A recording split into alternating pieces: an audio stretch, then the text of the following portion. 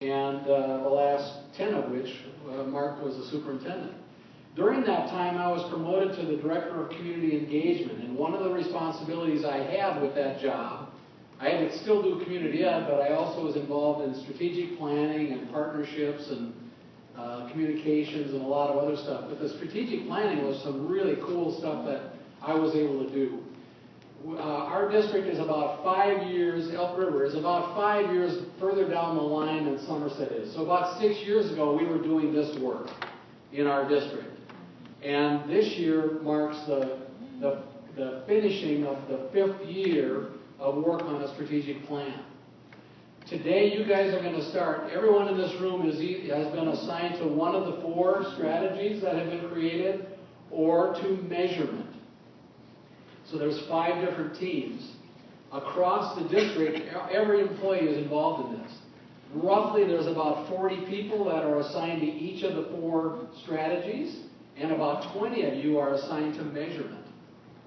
So only half of you are here in this meeting. The other half, we dealt with the same stuff at 8 o'clock this morning. When we implemented this program in our district in Elk River, we sure didn't do it this way. We had 2,200 employees. So pretty hard to get that many. It's going to be difficult for us to involve all of you as well, but we're really happy to involve all of you. What we did in Elk River was we had about 15 people, and most of them were staff. We had a handful of community members, 15 people assigned to each of the strategies, and about 15 people involved in the measurement thing. So we had about 75 people total, had their fingerprints and their DNA in all these results that got created. So part of our challenge in that district was, how do we make sure the other 2,125 employees in the district know what this work is and what it means and how it's significant? And how do we make sure 63,000 residents know about it? And how do we make sure 13,000 plus students, learners, K-12 learners know about it? So it's really challenging work. The really neat thing about this is that if we're climbing Mount Everest, we're not even at the first base camp yet in terms of the process that we're going to be doing. So you're getting in on the ground floor. And you get to put your best thinking, your ideas, your DNA into these results. The results are a subset of the strategy. We'll get to these in a few minutes, but there's 4 strategies and these 2 measurement outcomes, learner outcomes. They've been decided upon by the core team. What our next task is, and it's your work, is what are the steps that we're going to create in order to achieve that strategy or that learner outcome? So you're going to build the road. You're going to make the pathway, the recipe, the roadmap, if you will, for how we're going to do this work over the next, and this is for 5 years. So we're not going to change the world in a day, but we're going to start changing it today. I thought I had a different slide up there. So enough about me. This next slide, though, is characteristic of the path that we're on. It's about inventing the future. The future is not the result of choices among alternative paths offered by the present, but a plan that is created first in the mind and next in activity. So at first you envision something. It all happens in your head. How do you want it to be? Do you have a picture of the perfect vacation or the perfect retirement home? Imagine something call to mind something in your current life right now that you have a dream about something. Maybe it's a car that you want. I don't want to be too materialistic. Maybe it's the best relationship you could possibly have with your significant other. But what does it look like? Challenge yourself to do that kind of a thought process. If it's that lake cabin that you're going to retire to, what's it made out of? How many rooms does it have? Does it sit on the lake or is it a little bit off the lake? How close are your neighbors? Do you have a boat there? Is there a dock? What's the color scheme? How many windows do you have? How big is your bedroom? The same kinds of stuff can apply to your everyday work here in Somerset. How do we want it to be for our learners? What should the culture and the feeling be in the building when I go to work every day, where I have invested my life? How is it that the community is going to, in the best world, if we're just hitting home runs on community engagement, what does that look like? When the business community just falls over themselves singing the praises of the Somerset School District because of all the cool stuff that you're doing.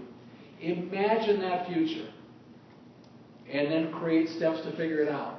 So I'm going to ask you to really get outside of your comfort zone. Get out of that box that you're in. The regimen of you get up every day at the same time and eat the same thing for breakfast, and you shave and or whatever you do, and then you get in the car and you follow the same doggone path to school, and you open up the syllabus or you punch in or whatever it is that you do in the system, and you do it all day, and you go home and you don't even think about what you've done, and you get up and like an automaton, you do the same thing tomorrow. If we're going to change what we do and really be dynamic about our learners and our culture, we have to question all of the stuff that we're doing right now. I'm not saying that what you're doing is the wrong stuff, but a life that's not examined can lead to some really staid, stolid, unchanging, unwavering kinds of habits. So we want to question everything, okay? This is an invitation for you to ask the question, what would it be like if? I'm going to ask you in a little while to imagine the circumstances 5 years down the road. You have the journey that you're starting today with figuring out how you want things to be is so doggone successful that the Somerset District, every one of our staff have been, and the whole community has been invited to go to the White House to celebrate the amazing work that goes on in the Somerset School District. Amazing work on learner outcomes, on the 4 strategies. You're just amazing. People are coming from all over the country to visit you to see how did you do this? How did you figure it out? Okay? So, if we're going to be so good that we can have a party like that, what are the steps that are going to happen on our way? Back to this question, this statement. The future isn't some place we're going to, but a place we are creating. That's what I'm talking about is imagine how you want it to be and then make it happen. It's called transformative work. The paths are not to be found but made. You have to invent it. You have to figure out how to do it because there's not a recipe for how to do it. There are some things that you need to have in place in order to do it. One of them is engage lots of people that care. Let them own the work. Let them create the work. The work is a lot stronger when they can see themselves reflected in the work. That was my idea. Our group developed that concept. I helped contribute to that idea. I helped write that result statement. The paths are not to be found but made and created. And the activity of making them changes both the person that made it as well as the destination. That cabin on the lake is even cooler because you made it a reality. Not only did you conceive of it, but you carried it out. You made it happen. So who's in the room? Teachers? Hands up. Are you a teacher? Do we have support staff in the room? Do we have any bus drivers in the room? Do we have, let's see, support staff? I don't know what that necessarily meant. Do we have custodians? Do we have cooks? Health services? Am I missing anybody? School counselors? Cool, we got counselors here. The point is there's all manner of jobs that are necessary and team members here in Somerset that make us what we are. And everybody has a shot at being inclusive here, and each one of you can impact learners. Even if you don't teach learners, what you do every day and how you do what you do can have a positive, significant change in their lives. Tell you a quick story. Who thinks lunch ladies are typical leaders in a district and that can make a difference in kids? They should, absolutely. But I'll give you a great example. there was a student at a school and really, really struggling with all kinds of problems. Very depressed, suicidal in fact. One day he didn't even want to get out of bed. And it was at about his lowest low. But he managed to get to school. And he was really feeling down. And he went through the lunch line. And a smiling lunch lady greeted him by his first name as she was giving him his tray of food. And said, "Hey, Joe, how you doing today?" And Joe lost it right there in front of her. It's like, how did she know? And so she comforted him and gave him support and got him to the office. And, there's a perfect example of somebody, she wasn't mailing it in, was she? Okay, I'm here to, put the slop on a shingle for every kid in the whatever. No. She made it a habit of getting to know who those kids were, to have some cool banter with them. You're going to do this work, you might as well enjoy it while you're there, right? The time goes a lot faster when you can talk and engage and know who people are and they know who you are and you can ask about their lives. We can all make that kind of a difference. So who's here? Another question, how many of you live in the Somerset district, somewhere in the district? A good share of you. That's really significant too. I'm not going to diss on anyone that doesn't live in the district. But those 30 or so people that we got together to do the core work are all residents of the district. They've got kids in the system. And we work here, and so we need to always have good, solid relationships and nurture those relationships with the community as much as we can. When we think about the future, I'm talking about inventing this, there's a couple of ways you can go about it. Some people just sit and wait. Whatever comes along, and I'll deal with it when it shows up. Some people kind of wait and see or guess at it. And a third option is to invent and create your future, to control your future. Not that you have to be a control freak, but there's a lot of stuff that we can decide on. You like where you're living? You like the job you have? You can make a change.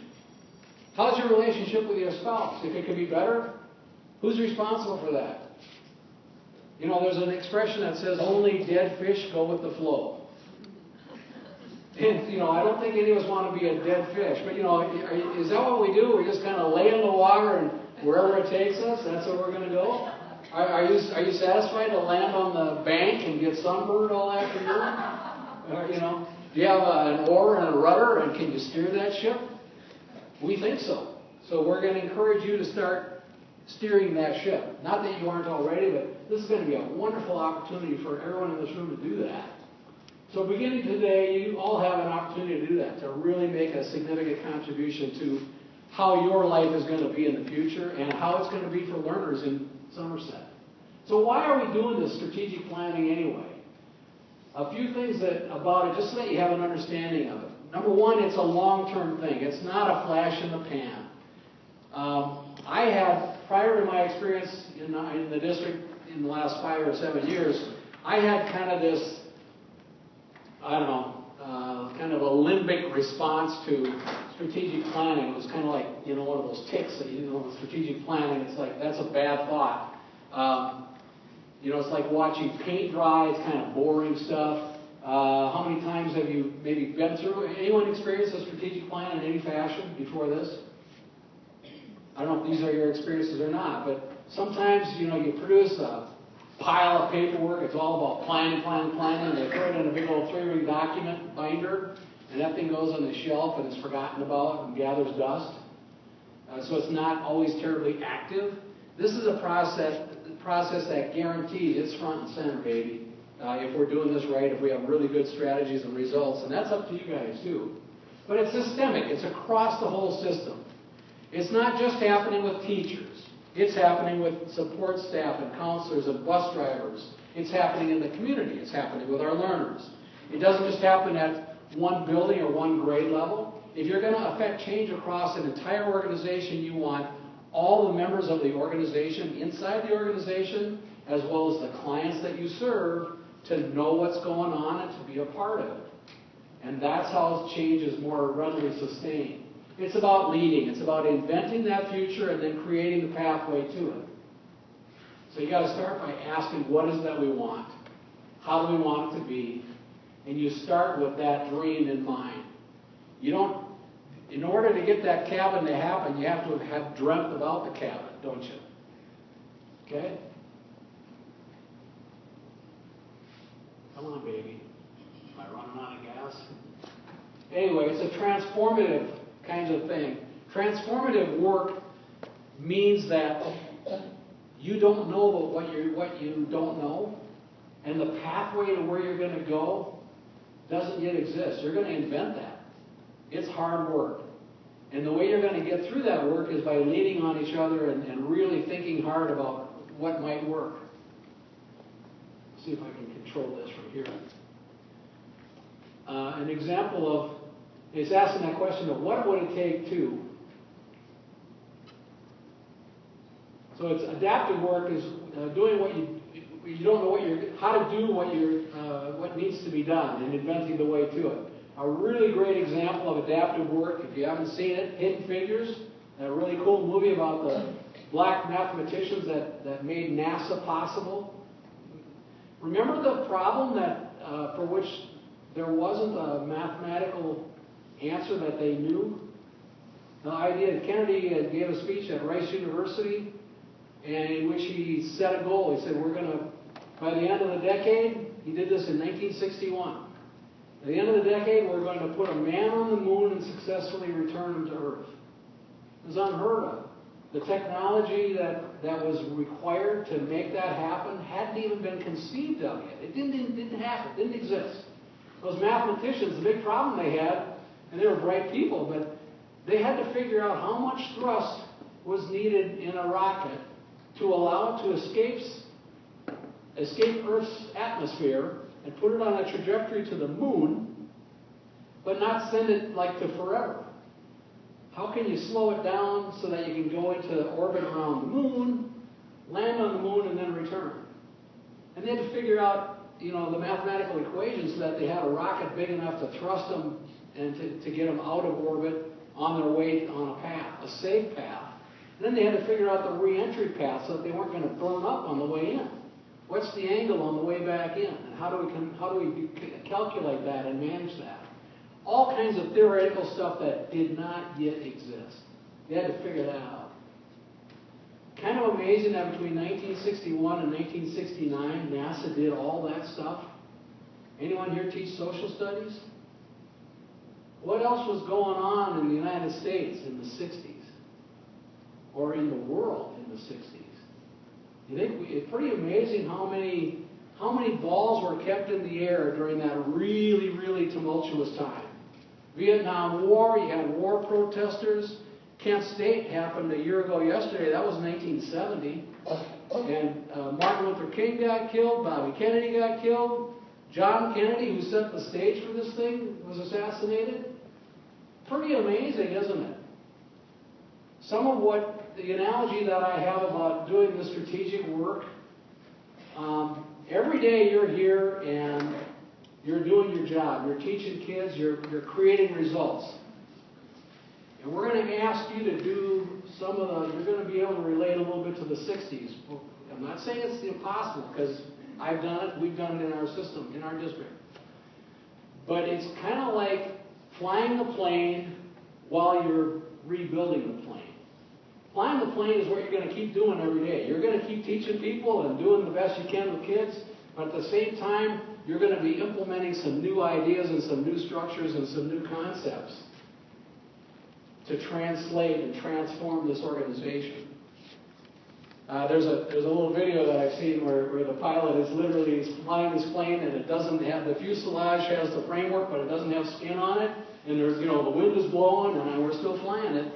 And that's a little bit of the analogy. I don't want to paint too bleak a picture, but that's a little bit about a cool analogy about how people make changes in organizations while they're still developing what they do. Ford Motor every year is able to put out brand new cars, new concept cars and all that kind of stuff. Yet last year they still produced a bunch of cars, didn't they? They're continuing their current production, but they're also investing in new ideas all the time. Or they're not going to be relevant anymore. A little quick check of attitudes. If we're going to make these changes in the organization, you got to understand human nature. Peter Senge wrote a book almost 30 years ago called The Fifth Discipline. And he kind of calls a spade here. There are, in human nature, there are 7 different predictable ways that people are going to react to change, or to a vision, or to a mission of an organization. And here they are. And it's kind of from best to worst, top to bottom. You got the committed people who are going to make it happen. They're pig in. They're all in. They're the kind of folks that are going to be the first to raise their hand, and you see them everywhere. They're the glue that really makes things fly and makes them go. Just below that level of engagement, you have people that are really enrolled. They'll help wherever they can. They'll do whatever they can. You have genuinely compliant people. That's most of us. Most of us are what we would consider a good soldier. You bet, I'm in. How can I help? And then you have formally compliant. They see the benefit of the mission, but I'll comply. You want me to go this far? Okay, there. I think I'm right on the line. I'm not over the line, but I'm good. Okay? You kind of get that picture? The next one is grudgingly compliant. They don't buy into this change, but they don't want to get fired. I'll do enough to keep my job. Keep HR off my butt. Okay?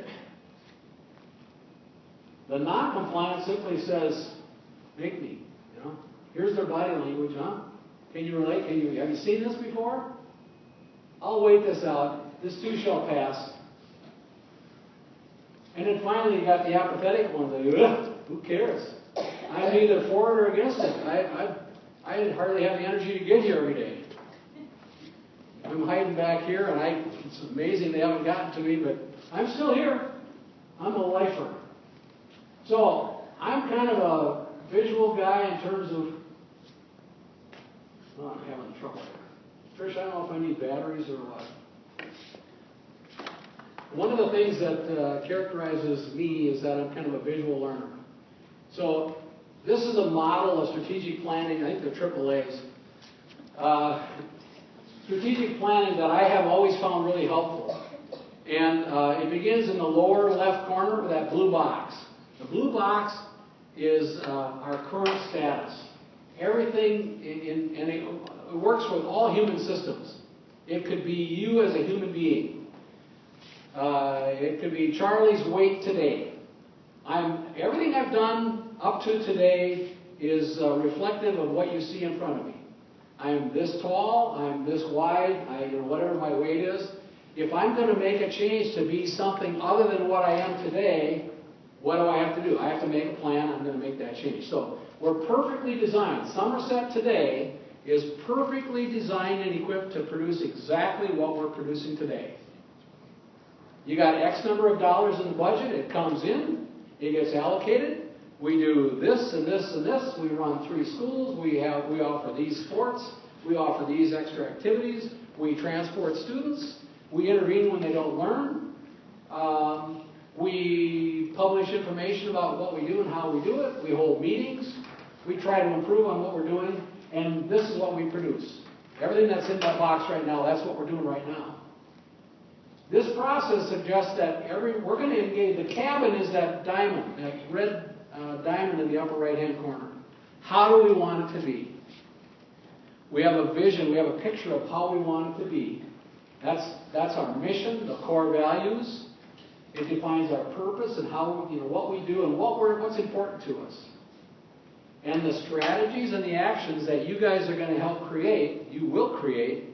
That's that arrow that goes between the current reality and the future. So that's the pathway. That's that road that we have to figure out and build. So, and this is over a 5 or 10 year period. Again, it's not going to happen tomorrow. But I've always found this model to be helpful to have hold in my mind, and maybe you will too, as maybe even start using the term the blue box. What's in the blue box that doesn't make any sense? Are there things in the blue box that get in our way? Are there some things in the blue box that we should maybe abandon, stop doing? That blue box is going to change as it goes up to become the red triangle. If you take stuff out, what are you putting in?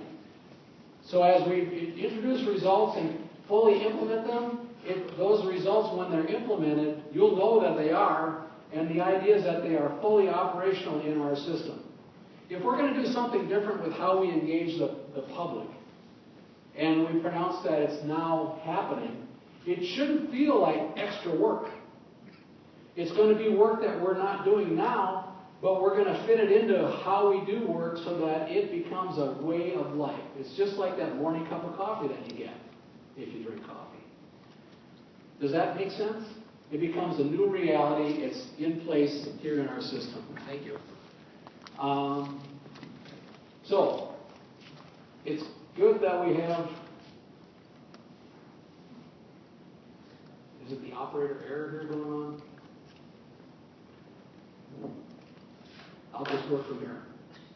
So there's a lot of voices in the room, and it's really important that we have them all. God gave us one voice and 2 ears, so we want to do a little less talking and a little more listening. And there's a lot of benefits to having many people in the room. Just throw it around, Charlie. The comedy of errors. I'm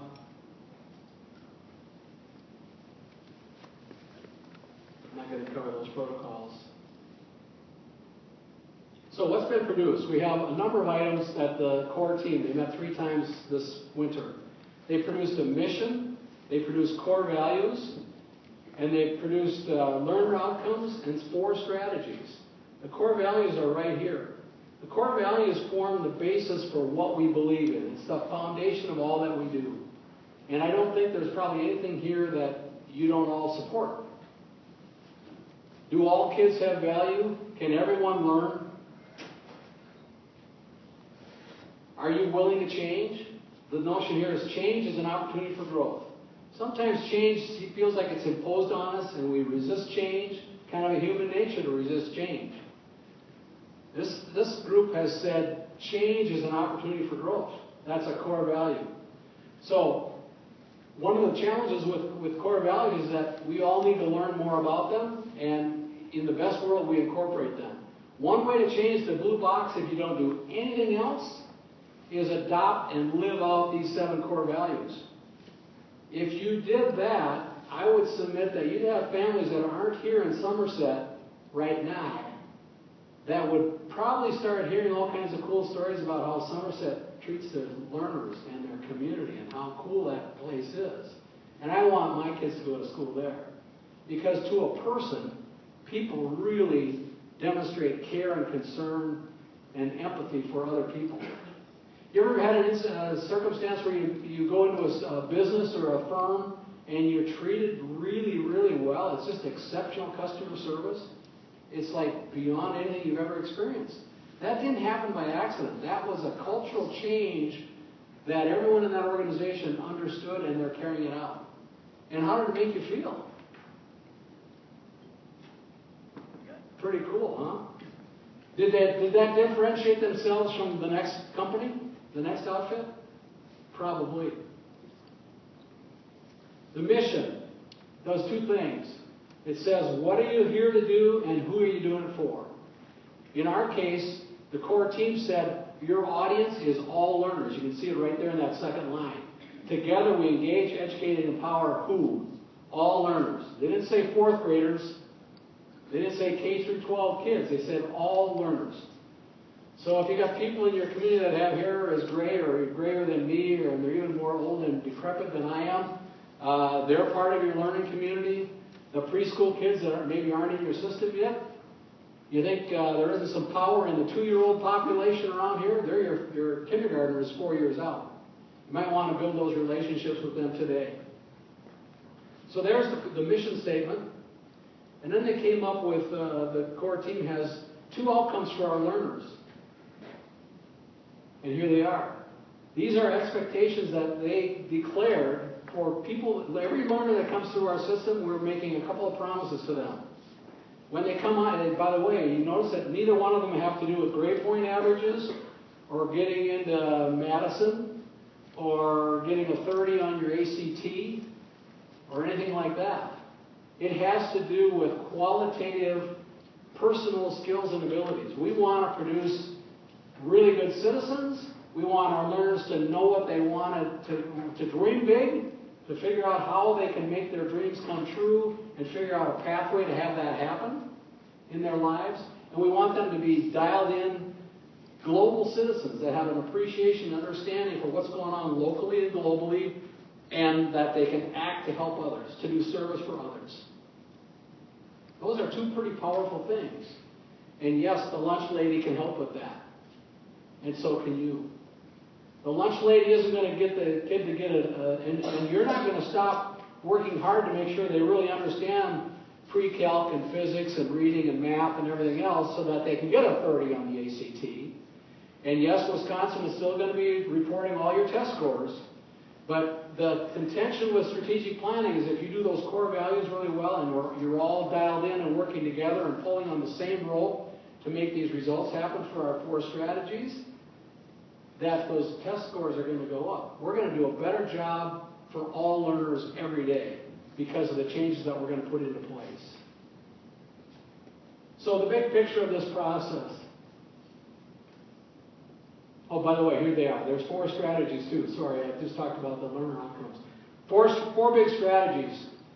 And I kind of underlined the key words in them. The first one on the top has to do with educational delivery and learner connectedness. We're going to improve them. That suggests that the status quo is not good enough. We're going to assess what's going on right now and ask ourselves, how could it be better? What would it take to get invited to the White House around learner outcomes and educational delivery? How are we going to improve services and facilities?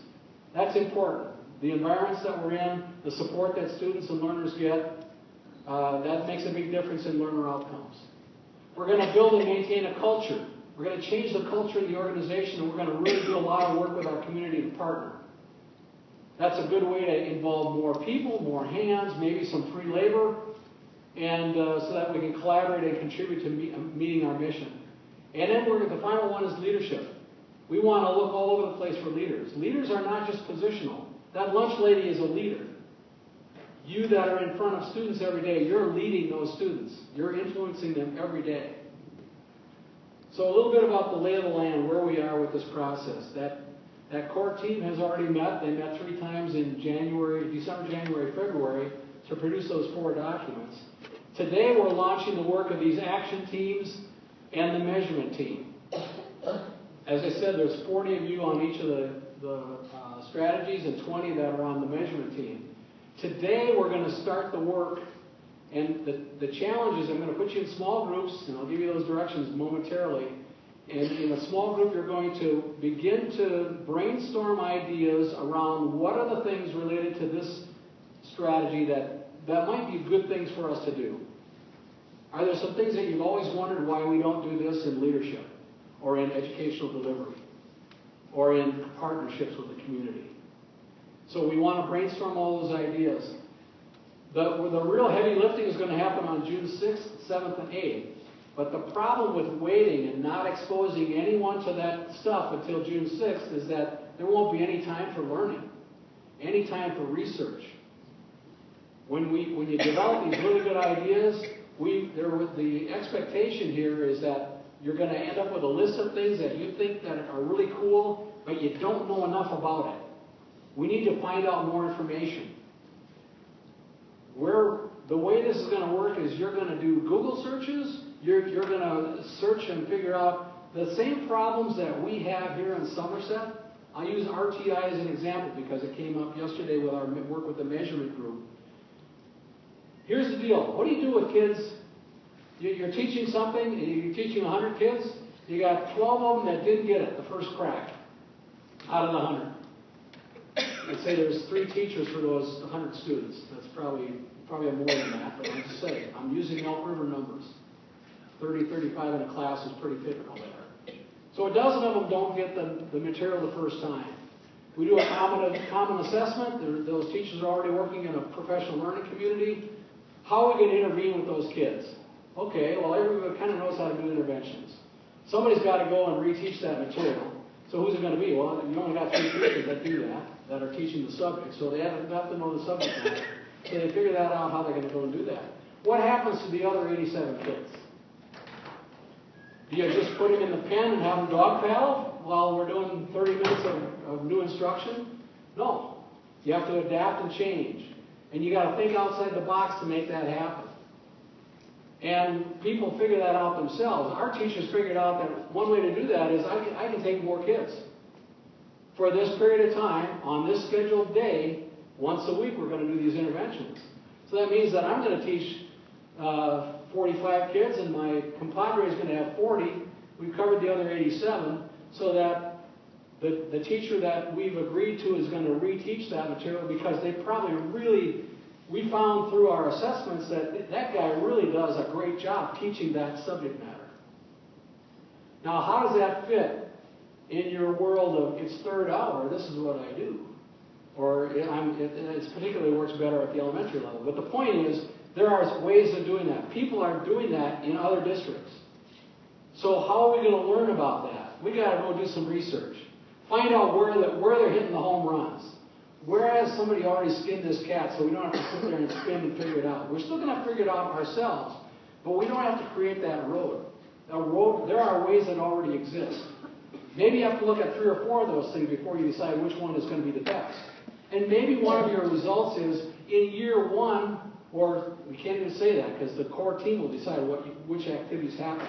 But maybe that result is written in a way that says, we will fully investigate alternative scheduling to assure that instructional interventions take place and all learners continue to be engaged in active learning while that happens. That could be a result. Does that make sense? Maybe it flies in the face of convention, but you have to think outside the box to make these things happen. So in your Google Doc stuff, so today what we're going to do is we're going to brainstorm stuff, and the point is that research on that example, that RTI, might involve knowing some other districts or finding out who's doing this right and well. And some of you have worked somewhere else. You may have experiences from another district that you know what's happened. You may have gone to a convention and understood that, hey, they're just nailing it over here. Or there are people back in Elk River that have done this 5 years ago. They've already kind of cracked this one. Maybe we can go talk to somebody over there. The point is, research needs to happen between now and June 6th. So you're going to decide what are the topics that require research, more learning on our part, that's adaptive work, making the road, and who will do that.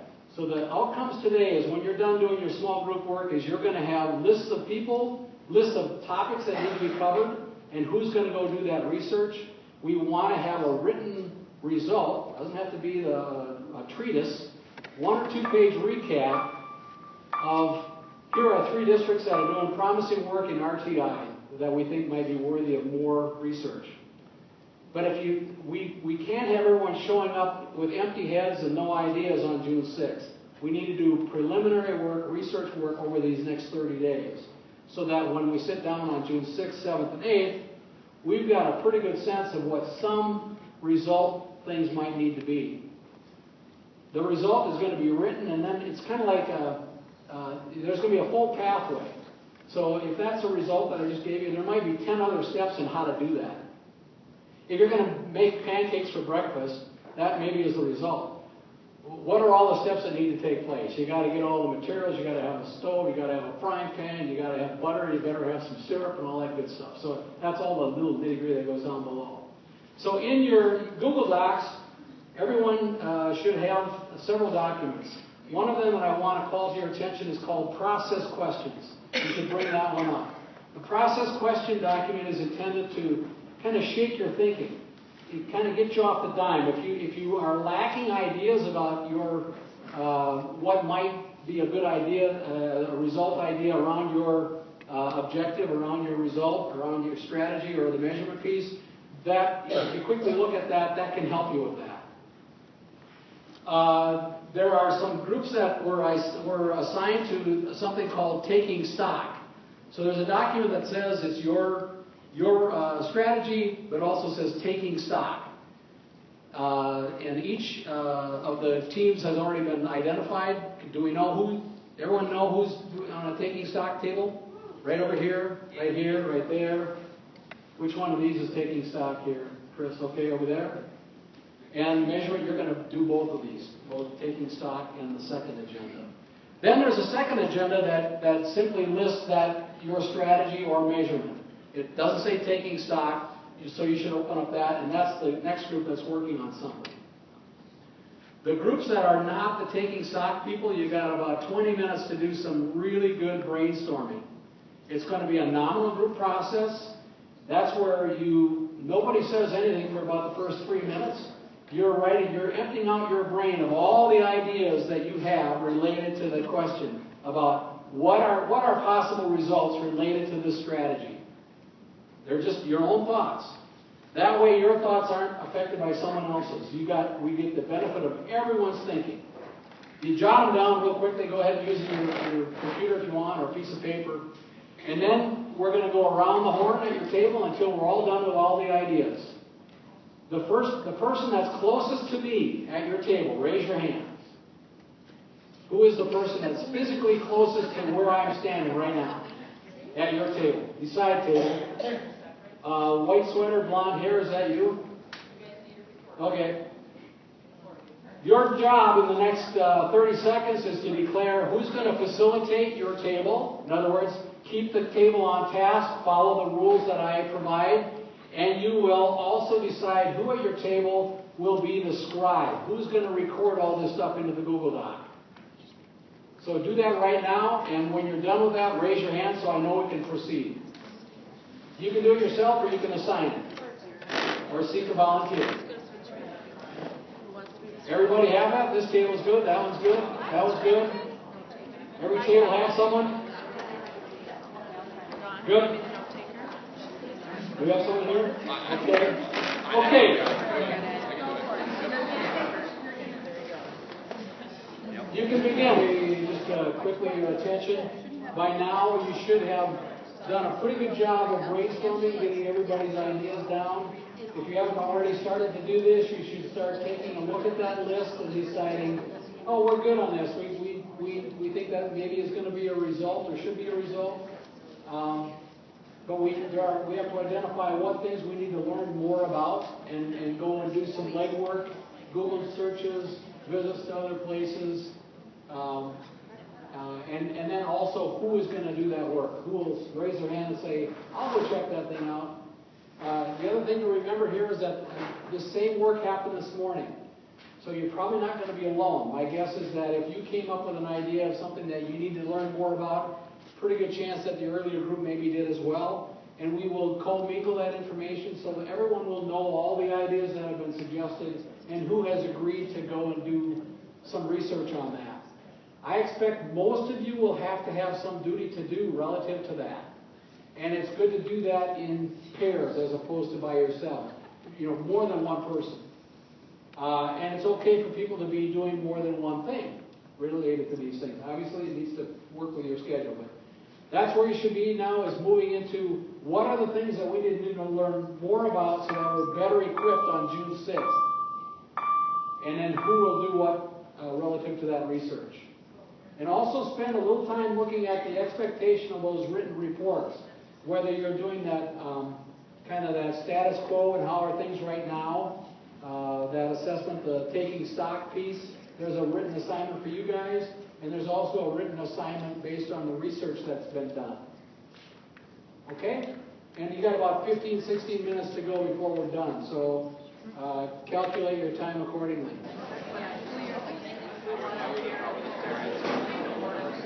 Okay, I'm going to call everyone back. Is that more information? Is that more education? How is that going? So if everyone completed their work, we should have several products. And all of this stuff should go into the Google Doc. One would be if you were not on one of those tasks that we're doing taking stock, there should be a generated list of ideas. All the ideas that were proffered. That was the first work you did in that circle work. So make sure that full list ends up in the Google Doc. And from that list, then you pared it down to things that you thought you probably needed to do more research on. So we need that list, and we need who is it that has assigned or accepted responsibility to do research on that. Those of you that were in the taking stock piece, the finished products that we expect, and if you didn't finish them today, you'll have until June 6th to finish it, is a written report that responds to those two questions about what's the meaning of this strategy or this measurement thing, and how does it interrelate to other parts and other aspects of the elements of the strategic plan, those 4 big documents that the core team put together. It's your idea, your version of that. And then we need a 1 to 2 page written thing from you that provides an overview of your assessment of the status quo of either that strategy or of the measurement piece. So what's the state of the union here in Somerset today relative to that? And that will probably require you to go knock on some doors, ask a few questions. You probably have a perception already, but it needs to be based in reality. It can't just be, well, here's what I think. We're not here to offend anyone, but you might have to go talk to the business person about the facilities, or to Trish about curriculum and instruction and whatever. So go to where you need to go. You are empowered. Do Google searches. Get in the car and go to the next district. Make phone calls, make cold calls. If you want to talk to me or call me, you can feel free to do that. I'll give you my phone number.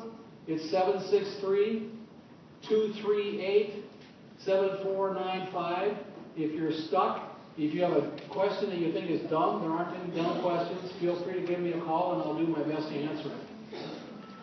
On June 6th, the other thing, back to that first group where you did all that work, we would expect if there are 8 different things that the Educational Delivery Services group had as research topics, there are going to be 8 little short vignette things that reflect that work. 1 or 2 pages apiece. We researched stuff on RTI, and here's what we found. We did stuff on this, that, or the other thing, and here's what we found. That is going to be the foundation for how we will begin our day on June the 6th. So there are assignments. You all have some of them, and so did the group from this morning. And that's going to be how everyone that's involved in this is going to know what each of these 5 different groups are working on. And not only will you know about it, but you'll also be given ample opportunity through those 2 or 3 days to ask a question and to say, hey, did you ever think about this as another possible area of result? We want to make sure that these are the best plans that they can be, and that we have everyone's thinking reflected in all of them. Are there questions that are occurring to anyone here? Cool. Boy, we're as clear as day here on this. That concludes what we're doing today. Come back energized, jazzed. We're all going to be anxious to hear what you've learned, the research that you've done, the status of our current situation, and we're going to use that as a springboard to writing those results and means on how we're going to get there. So have a great month of May. It might feel like the 1960s because school is going to end and you're going to have all that stuff that normally happens, plus a little bit more with this strategic work. Have a good May, and we'll see you in early June.